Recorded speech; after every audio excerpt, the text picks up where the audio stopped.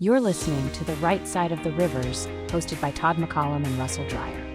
This show tackles public issues from a Pittsburgh point of view, offering common-sense conversations, right-of-center perspectives, and a focus on the people, policies, and principles shaping Pittsburgh, Allegheny County, and Pennsylvania. Hello again, everyone, and welcome to The Right Side of the Rivers. This is the official podcast of the City of Pittsburgh Republican Committee, and I am your host and chairman, Todd McCollum, and joined, as always, by the vice chairman and my good friend, Russell Dreyer. Russell, how are you today? Good evening, Todd. Great to be here. Hey, how was Thanksgiving? Wonderful. Good, Yep. good. You were with family, right? Absolutely. Very good, as was I. Did you get in the woods? Not yet. Not yet? Okay, very good. I got out the first weekend. Nostalgic time. I was thinking about my dad, of course, and I actually was thinking about you because you go out and we're good friends, and I know your dad also is an outdoorsman. That's where you got it from. So I was thinking about you and your family this weekend, of course. And long traditions here in the Commonwealth. Yes, and it always makes me think of my dad. Miss my dad a little bit. But glad you had a good time. I know you traveled a little bit. I'm glad everything was safe. So last show, we had a great show again. Steve from the Plum Committee, always a fountain of information, and it was a great show. But we got another great one again this time. 5-star producer Missy's here on scene and making us look and sound great. The return of Ike the Elephant. We gave him a couple weeks off, but he's back now. And we have something else to talk about. I'm wearing your favorite shirt today, or one of your favorite shirts. I think one of the first times I met you, you were wearing that. Yes. That's going back a minute. Yes. The Pat Tillman shirt, it reminds me of Army, of course. And if you don't know the story of Pat Tillman, I would invite you to look into it. It's a great story. It's a sad story, but it's a great story of patriotism after 9/11. But we have something to promote that about Army and Navy together. So why don't you tell us about it? Sure. Well, good evening, everybody, and it's great to be back with you. This is our 11th show. I guess you have a baker's dozen. You have the dirty dozen. I guess the number 11 is the Democrat dozen. But anyway, let's talk about our Army-Navy game. We December 13th, Army plays Navy. The game is in Baltimore this year. We will be hosting an Army-Navy game watch party at the Morningside VFW. Doors open at 2 p.m. and the game starts about 3 p.m. So any and all friends, family, from all different sides of the political aisle are welcome. We're going to have a good time to honor the great tradition and the pageantry of the Army-Navy game. So all those folks listening, December 13th, so we're about 10 days out. Morningside VFW, doors open at 2 p.m. And we have some guests lined up. We have some guests. We have some guests lined up, and we do want to reemphasize that this is us getting together to watch a football game. Whether you're Democrat, whether you're Republican, Independent, left, right side. If you love our armed forces and you love football, this is our chance to get together, put a little bit of politics aside, have a nice lunch, cash bar, unfortunately, cash bar, have a drink. Well, we want to support the VFW, and we do want to support the VFW, and it is a beautiful VFW. The room that we have, it holds a lot. It holds plenty. There'll be plenty of room. Come out and join us, please. Great people at that VFW. Look forward to seeing you, and our special guest speakers from the Air Force, because we that's our way of being bipartisan, because somebody from the Air Force can knock both sides equally there. Again, I have my Army shirt. Go Army, beat Navy. But we have a great guest though today too as well. Wow! What an honor! What an honor it is for us tonight to bring in another outstanding member of the City of Pittsburgh Republican Committee, someone who's always engaged with our committee, someone who's always ready to contribute. It leads with principle. Just someone that I look up to, a great friend of mine. We are pleased, ladies and gentlemen, to have with us candidate for Pennsylvania 12, James Hayes. James, hey, welcome to the program. Yeah, James, great to see you all today. Welcome to Happy the right be side. here. Thank you so much for the invitation. No, we're glad to have you. James, you're one of the smartest guys I know, and I'm proud that you're a committee person with us. We're proud that you have run in the past for this congressional seat, and this is second bite of the apple for you. And we look forward to things to come here with you. James, we always like to start out with a little bit about yourself. So Sure. The floor is yours. Tell us about yourself. Yeah, well, so I'm a native Pennsylvanian. My dad was a steel worker. In fact, the steel workers, when I was in high school, they had a competition, and I won a partial scholarship that helped send me to Georgetown. From there, I just couldn't stop going to school. So I have a bachelor's in economics, international economics from Georgetown, a master's in economics and policy from Princeton, an MBA in finance and accounting from the University of Chicago, and a doctor of business administration from Case Western. So, some people, Todd, say that I'm overeducated. I like to say that I'm the candidate that George Santos wanted to be. God bless him now. He's got his pardon, so he's out. Well, James, that's quite a list of bona fides, and we are, like I said, we are thrilled and proud to have you as a committee person.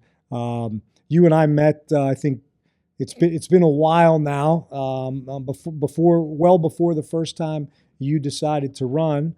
You and I, yeah, I think it's like 3 or 4 years since my lucky day when we got to meet. Yes.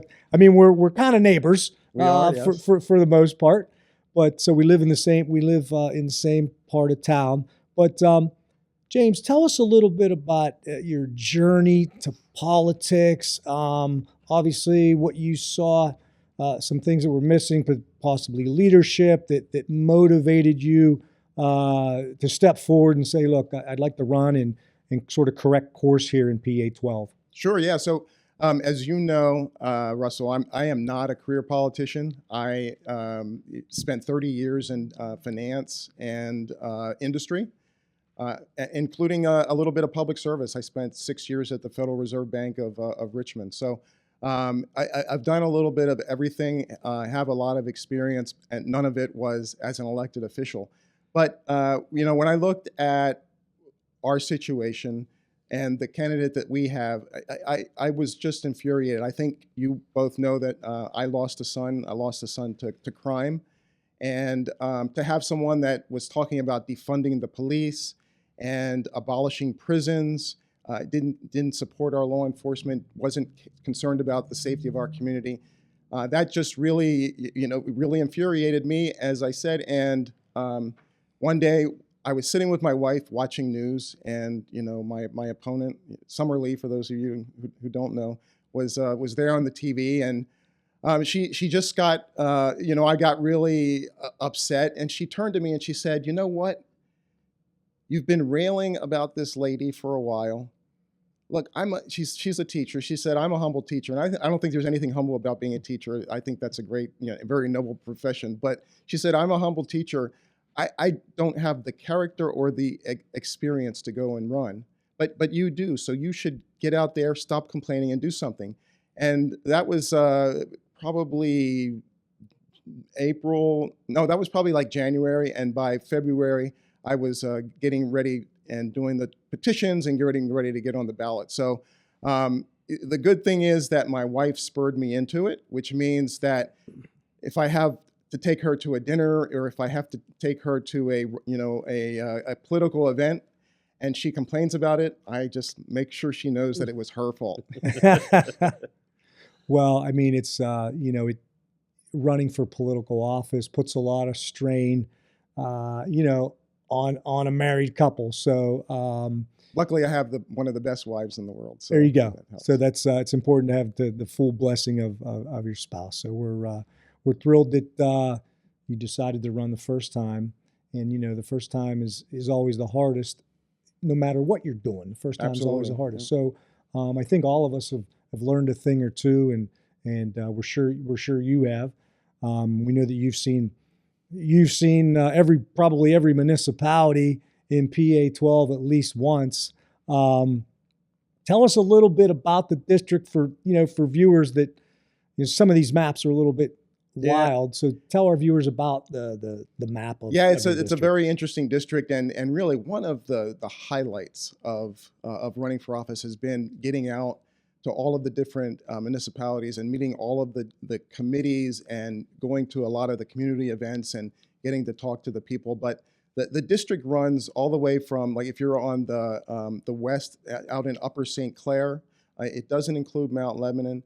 And then it goes down the South Hills, so like Bethel Park, Jefferson Hills, goes all the way out east to Elizabeth and forward, and then goes up. Probably the kind of the eastern major city eastern boundary would be Jeanette. It includes Irwin, Plum, Monroeville, and then swings back and encompasses pretty much all of the city of Pittsburgh. So it really is a very diverse district. It's a district that leans Democrat, but even with that scenario, in the last election when I ran, I feel like I did phenomenally well. Got one of the highest vote totals for any Republican that's ever run in the district. So I'm really excited about running again and being able to do even better than we did last time.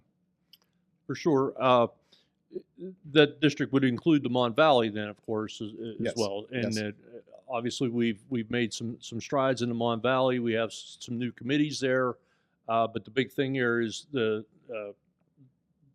our side, or President Trump, and the DuPont Steel deal, and how that benefits any Republican or pro-industry person running. You said you've been involved in industry. Why don't you tell us a little bit more of that? Yeah, so I like I said, I have 30 years in industry. Some of the local companies I work for include Eaton Corporation out in Moon Township, and Wabtec in Turtle Creek, now with their headquarters in Isabella Street. So yeah, I know business, I know industry, I know finance, and so I know what it takes to develop an area. I was really excited about the Nippon deal from its beginning. I was one of the few politicians that from day one said that this is a great thing for the Western Pennsylvania region, even when both Joe Biden and Donald Trump were against it. As you both know, I was advocating for it. Sure. Because it brings new capital into the region. It keeps the jobs in the region. It shows that Pennsylvania can be a business-friendly state to grow in. And so for a lot of reasons, it was a great deal for our region, for our people. And I just think that it's going to mean a lot of things for jobs and for growth in the region. So we have so many positive things going on here in Pennsylvania, whether it's the resurgence of the steel industry. We have great universities like Pittsburgh and CMU that are doing cutting edge research in some of the fast growing industries and technologies. And we have the fourth largest natural gas reserve in the world. And so we just have so many resources. We just need to unleash the private sector and let it build. And then a lot of the jobs that people want to see will come to the region, and the people that are fighting for a minimum wage, they won't have to worry about a minimum wage, because the pressure on the labor market will drive wages up, and the minimum wage will not even be a factor, because wages will be far above any minimum wage. If I could go back just a second, because you stressed your education, and something I always ask of every guest of where is your streak of conservatism or republicanism? Where did that take root at? Because for someone who spent a lot of time in schools, it would seem that maybe that might have been suppressed on you a little bit. Maybe it wasn't quite that time yet, but where does your conservative streak come from? Where does it root from? Well, first I'll say, I've been in Pittsburgh a long time.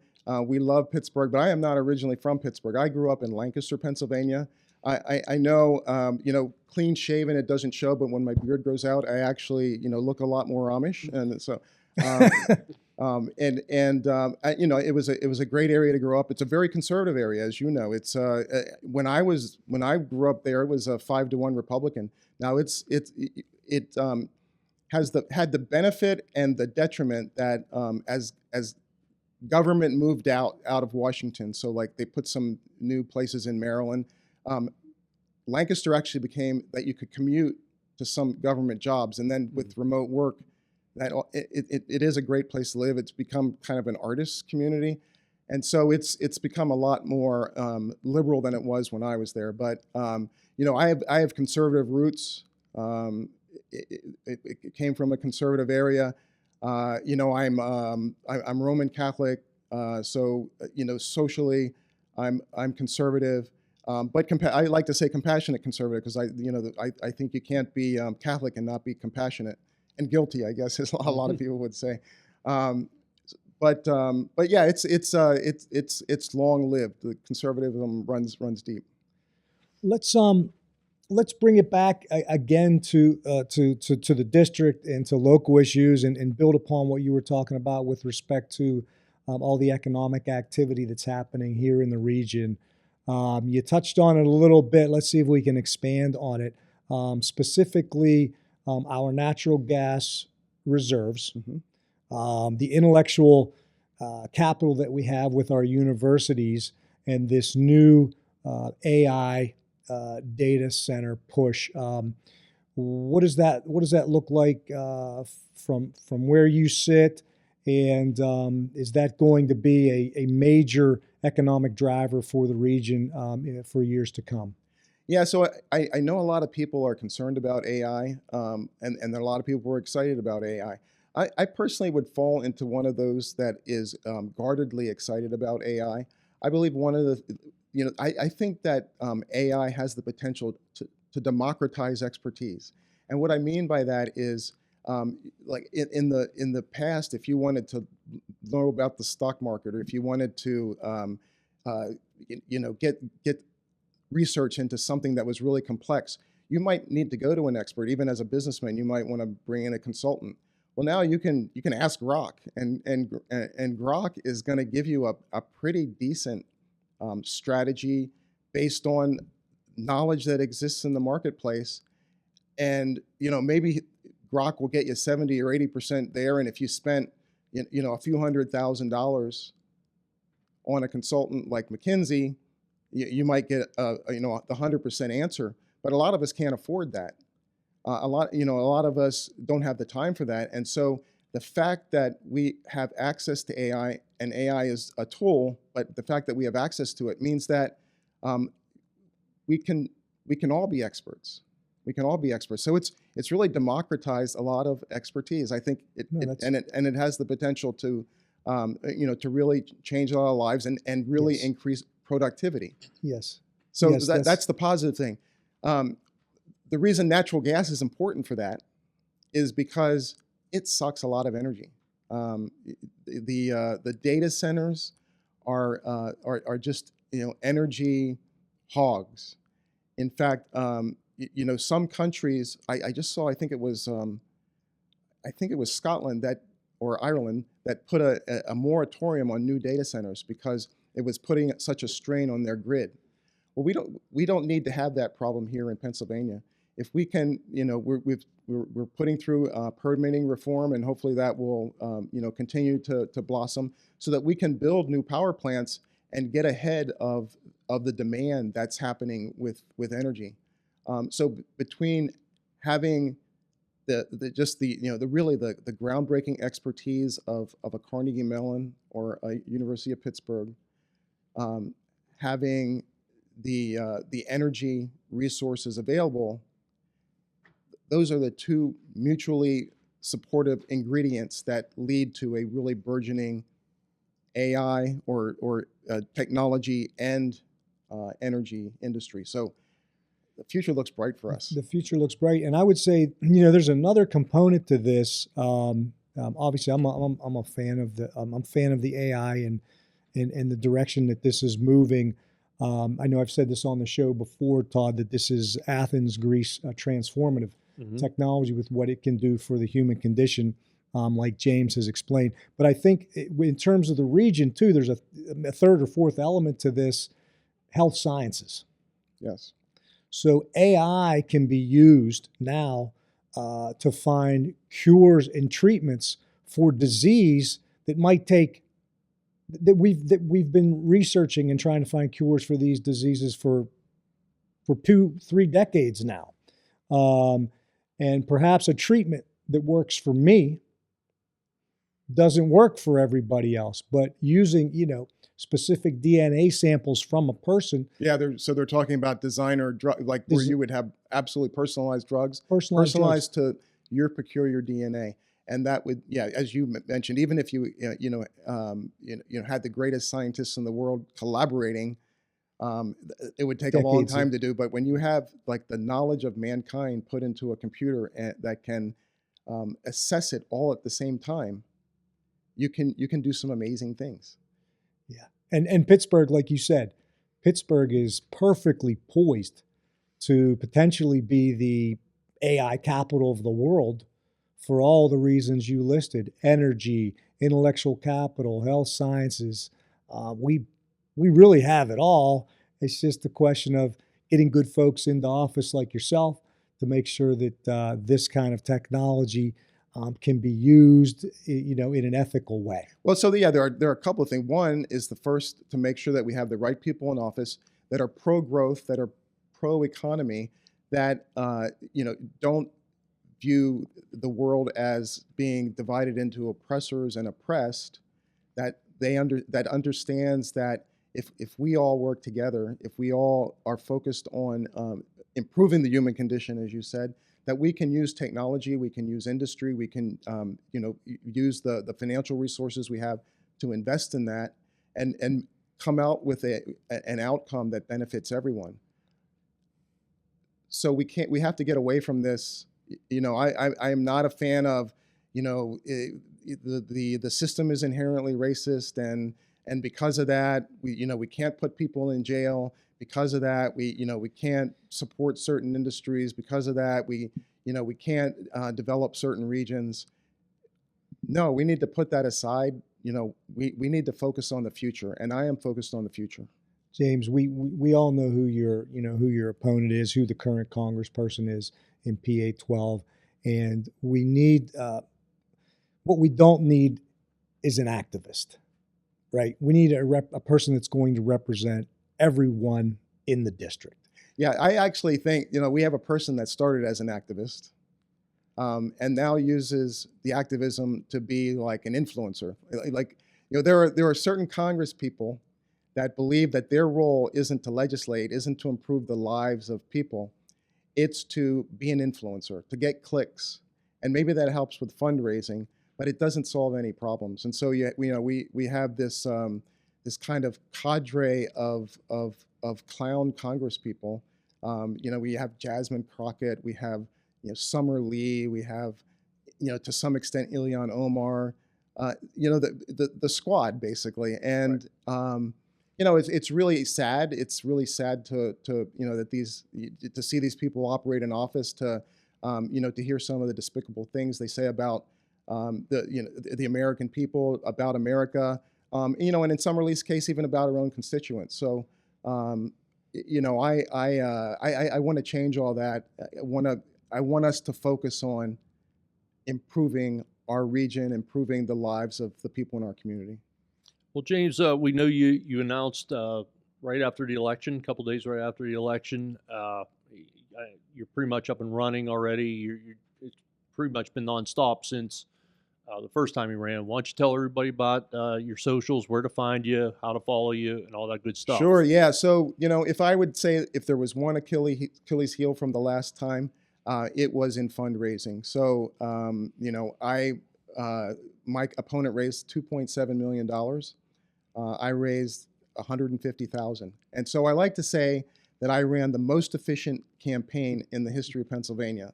If you do the math, Summer Lee spent somewhere around $11 a vote, and I spent 67 cents.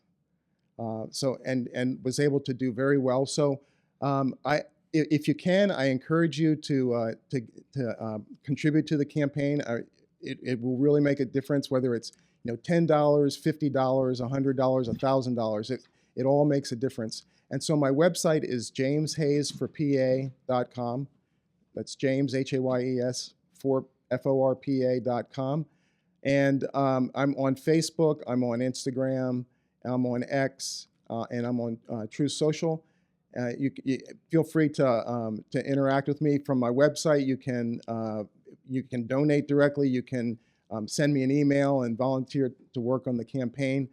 We really, if we're gonna defeat Summer Lee, if we're gonna give our region the promise of a representative that wants to do what's best for them, then we're going to need resources, and we're going to need everybody to go out and vote.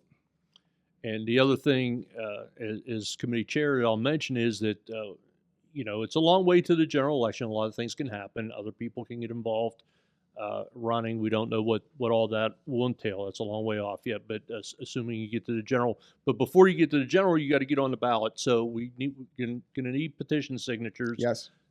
If you're a supporter of James, you're going to have to get out and circulate a petition for him. Get, everybody gets 10 signatures to get him on the ballot, and he'll be on his way to the general election next fall, and we'll have a good race and hopefully somebody who represents us equally. So. Yeah, thanks for mentioning that, Todd. That's the first big hurdle. So yes, I hope that everyone will support me. And that's it's a big area, and it's a big hurdle to overcome. We need 500, right? 1,000 signatures. 1,000 signatures. Yeah, 1,000 signatures. So everybody got to get out and help you out. And if you're a supporter and you can't get out, contact the committee, contact James' website, and when the time comes, we'll get out to you and make arrangements to get that done. So we talked about the economy a little bit. We did. In general, but the city of Pittsburgh is a big area of Congressional District 12, and there has been some news. So why don't we talk about some current events here? Sure. I'm a North Sider. Okay. And absolutely. The news of the week is the groundbreaking in the Chateau neighborhood of a new combination use area of housing and development and retail development, some entertainment development as well. Why don't we talk about that? Sure. This is it's called the Esplanade. It's been in the news lately. This is a 15-acre site located just below the Rivers Casino along the Ohio River. This has been about 10 years in the making. We have our developer, I believe it's the Pyatt Company. I believe they first pitched this to then Mayor Peduto. So this has been a vision for the Pyatt folks for a long time. This is a very robust project. There are 2 phases to this project. Phase 1, which will be basically site preparation. That'll take place, this year and next year, and then we'll have our core construction, 2026 through 2028. Now, in Phase 1, they are going to put in 300 units. There will be a marina. There will be retail and entertainment, public parking, and a 180-foot tall Ferris wheel. That's because we need that. I like it. That's Phase 1. I think that's Phase 1. I believe that'll be open to the public. So again, construction site preparation will take place this year next. Grand opening for the public will be probably 3 years from now, 2028, the Phase 1. Now there'll be a follow-up Phase 2 to that.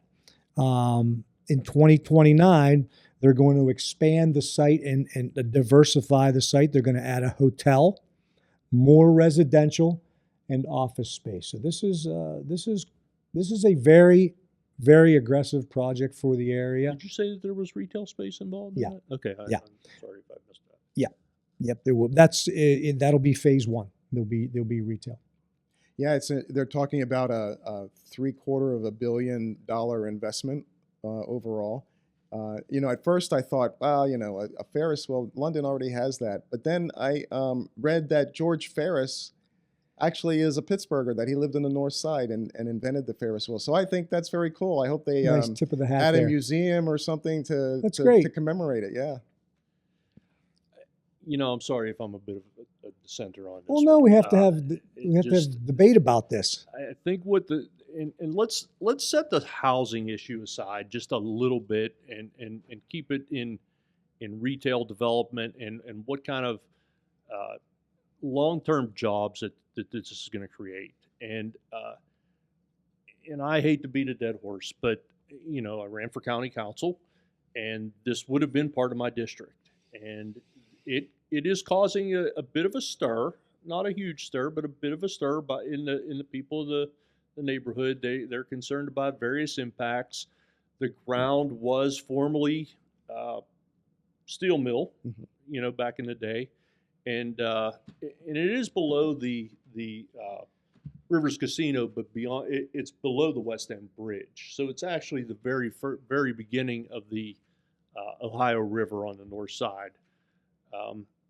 Not everybody in that neighborhood loves it. There are people who are concerned about what's on the ground. And, when I ask the question of how do we see long-term jobs here in this retail space when we have empty retail space across the river in Station Square, up and down Carson Street in the corridor of Carson Street. We also have Butler Street, which is thriving, and the Strip District. Is this all sustainable, and what are the jobs going to be? Who's sitting on the Ferris wheel in January, other than some drunk Steeler fan without a shirt, waving a terrible towel on top of the Ferris wheel? Hey, that's a market. That's a market. It's a small market, but though, so they have a Ferris wheel in London, though. I mean, it's not that much better climate. Yeah, and there is. I had to look into this too, Todd, but sort of comparable projects around the country. And it does look like that there is something in the Baltimore Inner Harbor that does have the Ferris wheel as well. Don't know how long that's been up and running, but some of the initial, let's say, economic forecasts for this are about 9,000 construction jobs. And that's great. No, But and I'm all for that. I'm all for the electricians, the plumbers, the carpenters. But once that is all set, what is the long term? What is going to be there? Todd, I think your concern is spot on. But here's the issue: if Pittsburgh stays the way it is, then this project will just like be squeezing a balloon, where you'll take the business from one area and move it to another. But what we have to count on with this type of project is that the energy industry that we're trying to grow, that the AI industry we're trying to grow, the health services industries that we're trying to grow, will bring more people. We're not going to be a region that is losing 50,000 people, over a short period of time anymore. We should be a region that grows. It should bring in more people. And as it does that, then they're all going to be sustainable. But we can't have government officials, representatives that are fighting these new industries, because if you want to strangle Pittsburgh, and not keep it perhaps totally pristine and not have any new development, then you can do that. But these new types of developments aren't going to be sustainable. We need to build our industries. We need to take the resources that we have, the tremendous resources that we have, and we need to leverage them to the fullest so that we can be a growth area, and we can outgrow the Esplanade because of all of the beneficial development that we bring into the area. I think that is the long-term outlook for this project. I think the region will probably see benefits in about 7 years, but then beyond that, that whole neighborhood over there will see that whole neighborhood will then change and come back and be a thriving neighborhood in a decade, 12 years. So Didn't they say that about the stadiums and the We- other development? you on know, it? it's true. But that is true. But casino? in the meantime, True. you had you kind of had hostile governments. So, Wolf wasn't a very as much as he was a businessman, he didn't make Pennsylvania very business friendly. Our permitting environment is legendary in terms of how difficult it is for businesses to start here. That's thing that people recognize. That's things that we're starting to change. If we don't change that, yeah, it'll be a problem. It'll be a problem because you won't have the growth that you need to have these types of new locales thrive. But if we can get out of our own way, and let our industries develop the way they naturally will, and the way that the marketplace would like them to, then I think it can be a rising tide that lifts all boats. We have a neighbor just to the north, Cranberry. They don't have a mayor per se, but they have commissioners. I think they have 5 or 6 commissioners who are pro-business. I think they're all Republicans. We could look into that. But Cranberry, the municipality of Cranberry has commissioners, and they're Republicans. They're pro-business. You guys have seen how much Cranberry's growing? Yes. I mean, this is, to James's point, we need to get out of our own way, and in some cases let the market work, let the market forces work here a little bit to realize the full potential of the region, and that's why we need good people in office who understand what we have and what we can achieve. And what environment you need to create to attract investment and to attract people like the person with the vision that is willing to build the Esplanade. I mean, you need people with that vision. And they've been very persistent. They've been at this for at least a decade. Again, going back to the Peduto mayoral. That's times. Right. They're visionary and persistent. That's a good combination for a business. But no, it's going to be. I think it's going to be something. I think it's going to be something good, Todd. I mean, nothing's for sure, but there is that initial 9,000 construction jobs, and then it's the permanent jobs. They have it listed as about 4,000 permanent jobs in the in the near term here. So, and it's the 4,000 jobs, but those types of attractions. They also, they're attractive to young people. And so when you talk about getting people that want to move to Pittsburgh, to have, the fact that we have an opera, we have a symphony, we have a great theater district, all of those things attract young people that, they're looking for excitement, they're looking for things to do. They have leisure, they want to have meaningful ways to spend it.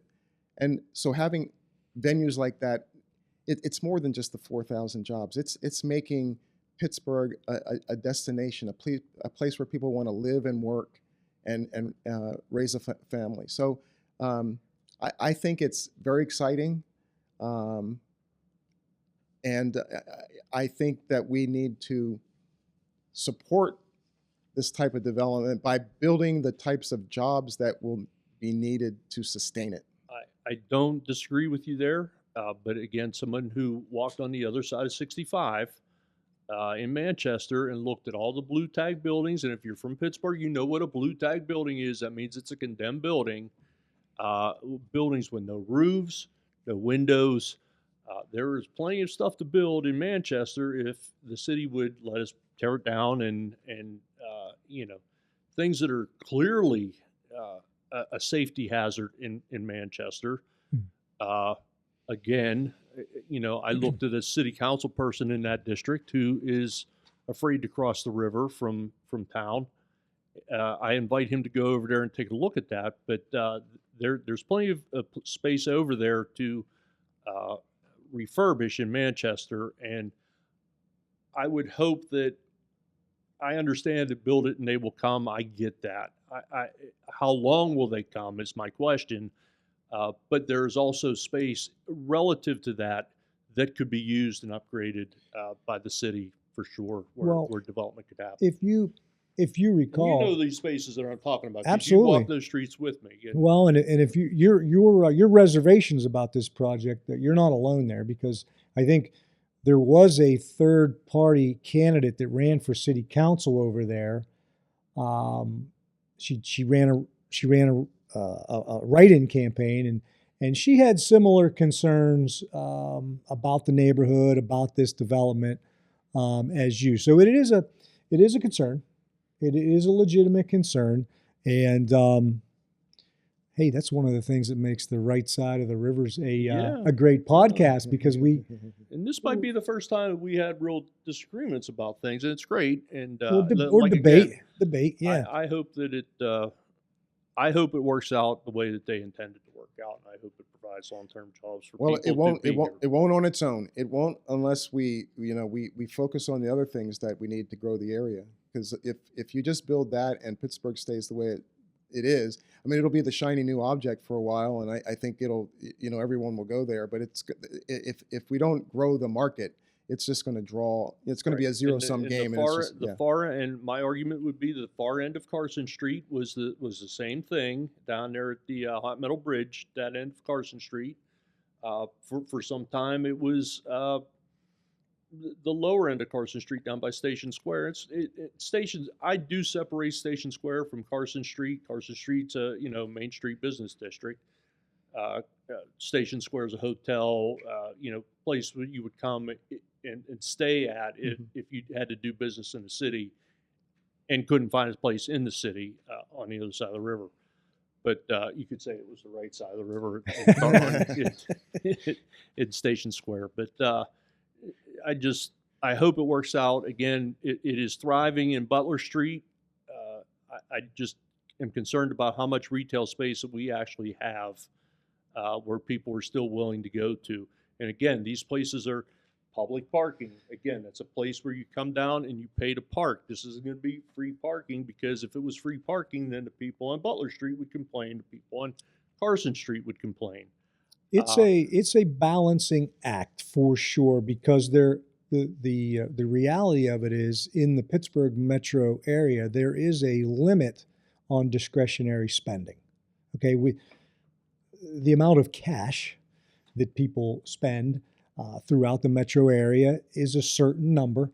I'm sure that there's been many models made of this project, and if there's enough discretionary spending out there to move forward with the project. So I would say that they are probably looking at the same potential for growth that we're talking about here, and in their models, they're assuming it happens, because you're not going to finance a $750 million project, and they're going to need to get bank loans, and they're not going to finance it without a really solid business case that says that the market's there. And the market can't be sucking business away from other people, because right. That means that the next time somebody builds something new, it's going to suck business away from you. It has to be that there is a growing market. So we need representatives. We need the business community, the foundation community, and the government officials to come together, as they have in the past for Pittsburgh, yeah, and make growth happen. And I think this modeling too is pre some of the tech accelerations that James was talking about. Yeah, I think they were mostly looking at the energy industry. I think this is pre-AI sector, mature AI sector modeling. So once we have some AI infrastructure in place, and our tech sector will accelerate tremendously. So I'm optimistic about. Are we putting the chicken before the egg or the cart before the horse here, or? Well, I mean, we can't agree on a, not we, but there's disagreement on an AI center in Springdale as we speak. Well, with respect to this project, I don't know if I made this point, but they're doing it in 2 phases to mitigate risk. Mm-hmm. Okay, they're going to put the core construction in with the housing, the marina, some retail and entertainment. That is going to be the core function of this project, which will be open to the public in 2028. In 2029, they're going to basically add value to the project. Doesn't mean they will, but they're projected to add value in 2029, expand and diversify with hotel, more residential, and more office space. So there is a bit of it's interesting. It seems like they tried to put some revenue generating businesses in first. So I'm surprised that they didn't put the hotel in the first phase. So you put some revenue generating businesses in there.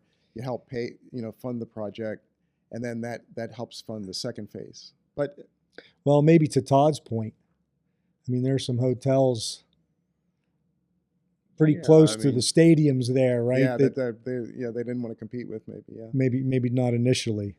So, end of the day, we need great people in government. Right. And you said the word balance a couple times, and one thing that is definitely out of balance around here is our government representation. So we can only hope that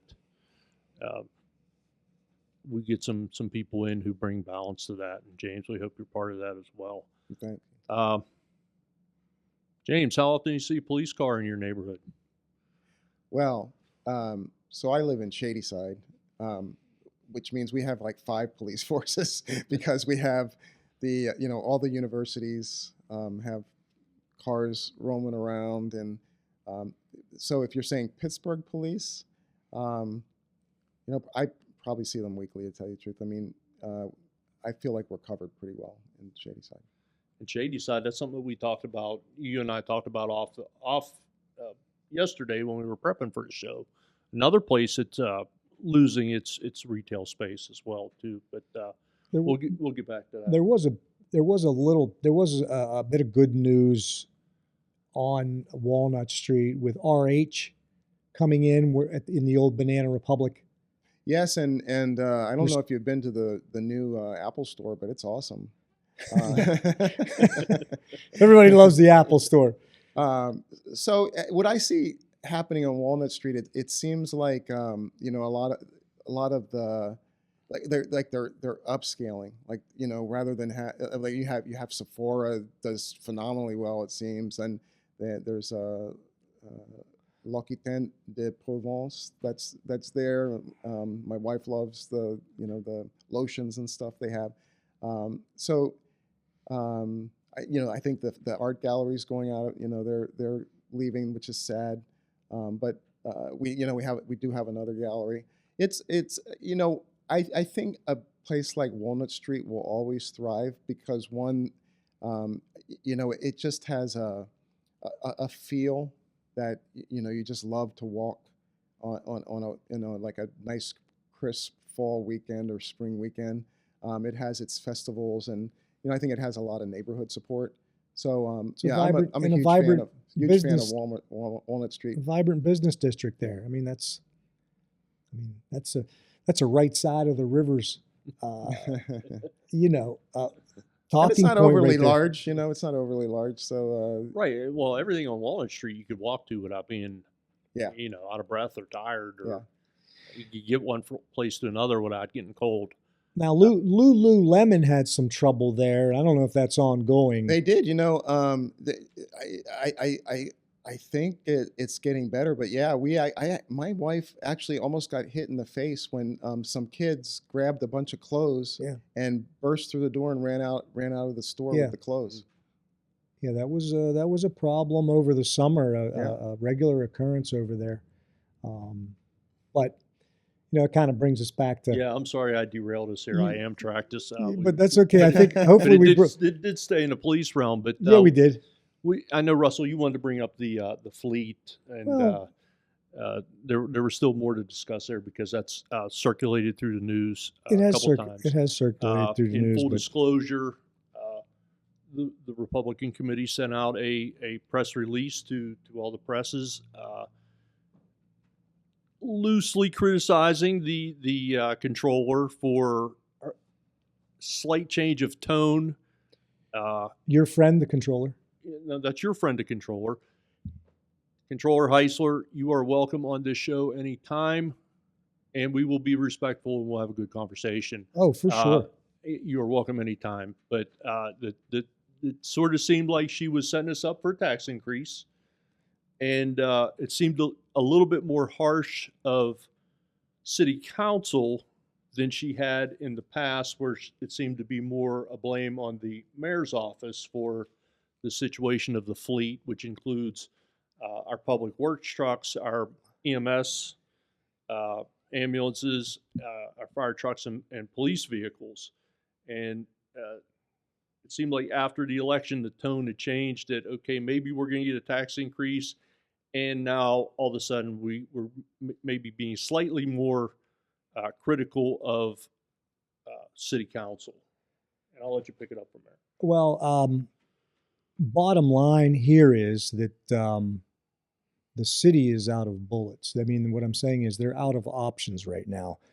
The city maintains a $700,000 per month maintenance contract with a company called TransDev. I believe we could look it up. But anyway, the city of Pittsburgh has a maintenance contract with a private company for $700,000 per month. I think it's like an 8-year contract. This is $700,000 to fix vehicles that are way beyond their usability. So their life expectancy for the type of area that we live in and the conditions that they are that is basically, and that fleet maintenance budget item has blown up the budget for this year already, and we're not we still have a good month to run. So basically the answer, I believe, from the controller and potentially the incoming mayor is to ask the not-for-profits, the larger not-for-profits, to contribute to some kind of fleet fund. So that's where we are. My guess is, so basically, money does not grow on trees. We know that our not-for-profits do very well. We know that our not-for-profits are already contributing a lot of their goodwill to our elderly, to our children's program. So they're already contributing to our community. So what we're going to ask them to do now, I guess, is, can you redirect some of that money, or do you have more money that you can help bail us out a little bit? I mean, that's the long story short of it. And we're going to bring James into this here in a second here, but that's something that I discussed last show, was that the world's upside down, that what our tax money should be going for wasn't going for. It was going to special projects where that could have helped, where the nonprofits could have helped in the special projects area. Now that they're asking them to use their money to do that, and of course, who's going to want to put that in when we're what seems to be financially irresponsible? And let's not forget, the core of this is that COVID money came to the city and it was spent like drunken sailors and not on things that would have been beneficial to the everyday taxpayer. James, COVID funds for the city, everything that we just talked about here. Thoughts so on nonprofits. COVID's like 5 years ago, right? So we, had all this money come in. Was no one like planning? They admitted vehicle that. maintenance. They admit that. James, I started with the city in 1997, 98. They were talking about fleet management then. All right, and then these people act like it's a big surprise. Anyway. Go ahead. I'm Well, sorry. yeah, no. So if they're outsourcing the maintenance, why don't they outsource the management? Because they clearly can't do it. But it's a really tough issue.